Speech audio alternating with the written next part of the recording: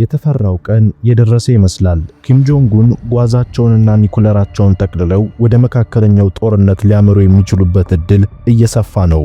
የእስራኤልና አሜሪካ ጥቃት በዚሁ ከቀጠለ ሰሜን ኮሪያ ሀገሬ ድንበሬ ተደፈረ ብላ ክተት ማወጁ አይቀርም። ነገሩ ወዲህ ነው።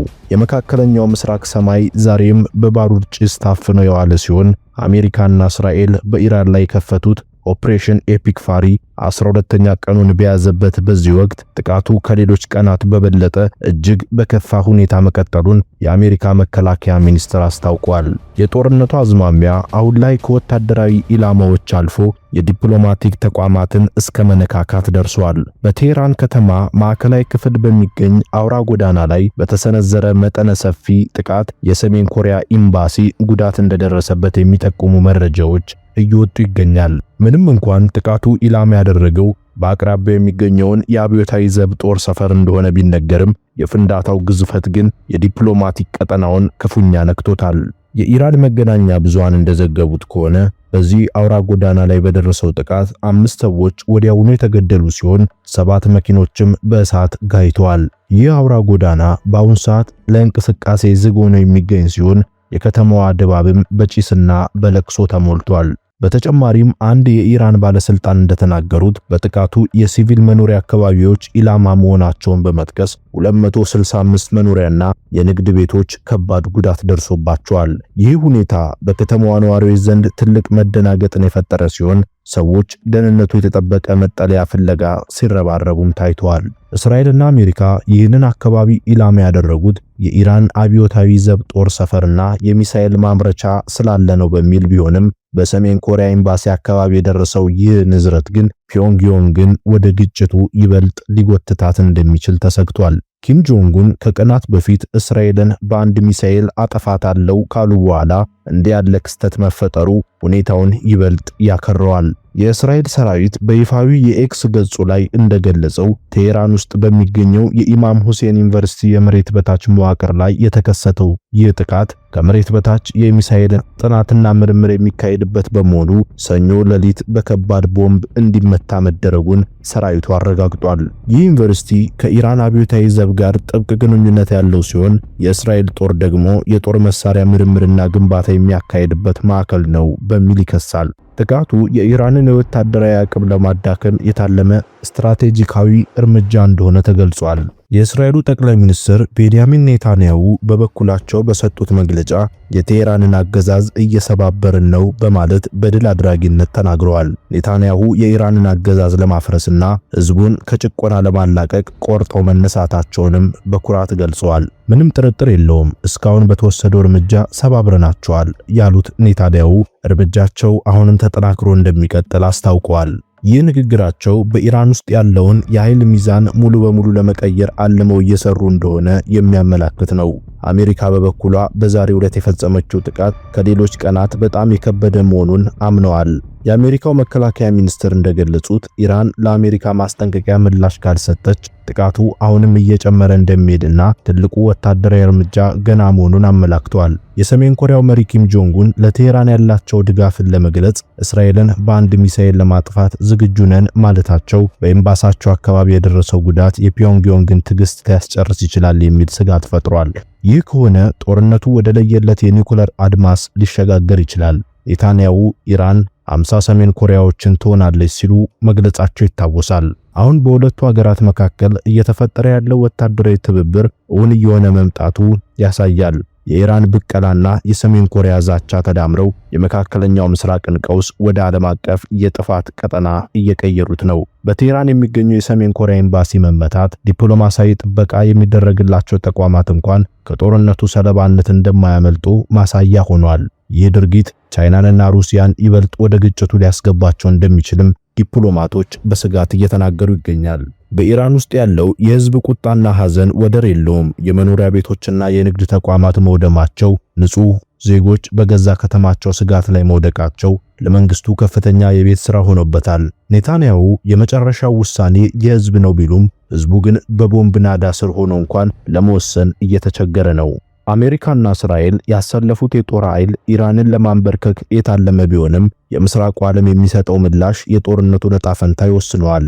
ዛሬ የተፈጸመው ከባድ ጥቃት የዚህ ታላቅ ፍልሚያ አንድ ምዕራፍ ብቻ ሆኖ ተመዝግቧል። ከቴሄራን ጎዳናዎች እስከ ዋይት ሃውስ፣ ከኔታንያሁ ቢሮ እስከ ፒዮንግያንግ ድረስ የጦርነት ወሬዎች እንደ ሰደድ እሳት እየተሰራጩ ነው። ይህ በእንዲህ እንዳለ ሆኖ አዲሱ የኢራን መሪ መነጋገሪያም ሆነዋል። ብዙዎችም እኚህ መሪ ማን ናቸው በሚል እየጠየቁ ነው።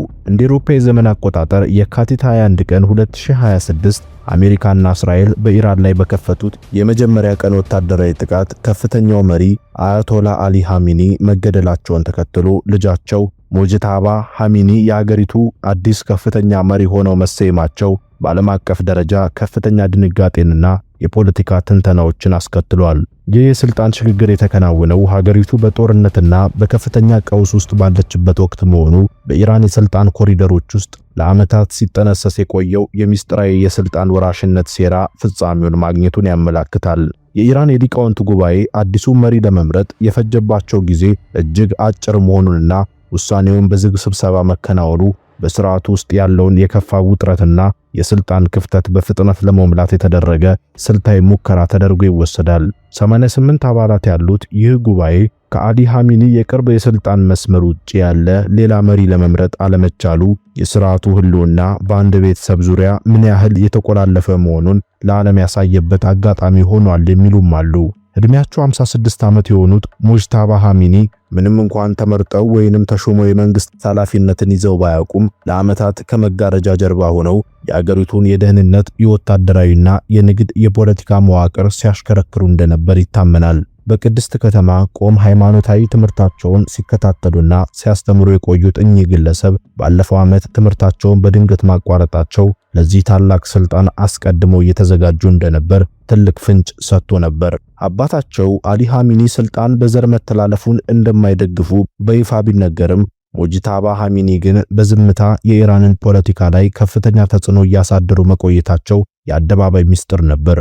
በተለይ እንደ አውሮፓ የዘመን አቆጣጠር በ2005 መሐመድ አህመዲነጃድ ወደ ስልጣን እንዲመጡ ወግ አጥባቂ ቡድኖችንና የደህንነት ኃይሎችን በማስተባበር ረገድ የነበራቸው ሚና በስርዓቱ ውስጥ የነበራቸውን ጥልቅ ስር የሰደደ ኃይል ያመለክታል። በ2009 አህመዲነጃድ ለሁለተኛ ጊዜ መመረጣቸውን ተከትሎ የተቀሰቀሰው መጠነ ሰፊ የህዝብ ተቃውሞ በአፈሙዝ ተቃዋሚዎችን በማሰር ረገድ ሞጅታባ ኻሜኒ ዋነኛ መሐንዲስ እንደነበሩ ይነገራል። ተቀናቃኛቸው ሚር ሁሴን ሞሳቪ ለ16 ዓመታት በቁም እስር እንዲቆዩ ያደረገውም ይኸው ግትርና ጨካኝ የተባለው ፖሊሲያቸው ዛሬም በህዝቡ ዘንድ ከፍተኛ ስጋትና ጥላቻ እንዲያድርባቸው ምክንያት ሆኗል ሲሉ እነ ቢቢሲ እየዘገቡ ነው። የአዲሱ መሪ መሰየም ተከትሎ በኢራን ብሔራዊ ቴሌቪዥን ጣቢያ የሚታዩ ትዕይንቶች በሁለት ተቃራኒ ስሜቶች የተከፈሉ ናቸው።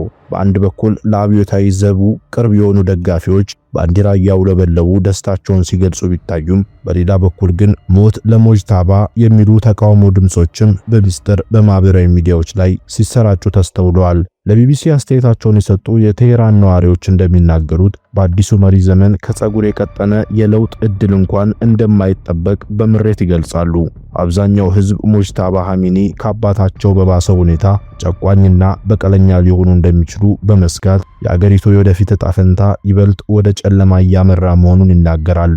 በተለይም በ30ዎቹ የዕድሜ ክልል ውስጥ የሚገኝ አንድ ነዋሪ ሞጅታባ ኻሜኒ አባታቸው በመገደላቸው ምክንያት በአሜሪካና በእስራኤል ላይ የበቀል እርምጃ መውሰድ ካልቻሉ ያንን እልሃቸውን በገዛ ህዝባቸው ላይ ሊወጡ እንደሚችሉ ያላቸውን ስጋት ገልጸዋል። ይህ የበቀል ስሜትና የስልጣን ጥማት የተደበላለቀ አዲስ አገዛዝ ኢራንን ወደ ከፋ የእርስ በርስና የውጭ ግጭት ሊከታት ይችላል የሚሉ ተንታኞችም ጥቂት አይደሉም። ምንም እንኳን አዲሱ መሪ እስካሁን አደባባይ ወጥተው ንግግር ባያደርጉም የአገሪቱ የፖለቲካ መዋቅር ግን ያለሳቸው ውሳኔ መንቀሳቀስ የማይችልበት ደረጃ ላይ ደርሷል። አሊ ኻሜኒ በሞቱበት በዚያው ሳምንት ውስጥ የውሳኔ አሰጣጥ ሂደቱ መቆሙ እስላማዊ ሪፐብሊኩ በአንድ ሰው ዙሪያ የተገነባና ተቋማዊ ጥንካሬ የሌለው መሆኑን ፍንጭ ሰጥቷል። የሊቃውንቱ ጉባኤ ሞጅታባን ለመሾም ያሳየው ፍጥነት ለዓለም አቀፉ ማህበረሰብ በኢራን ምንም የተለወጠ ነገር የለም የሚል መልእክት ለማስተላለፍ የታለመ ነው።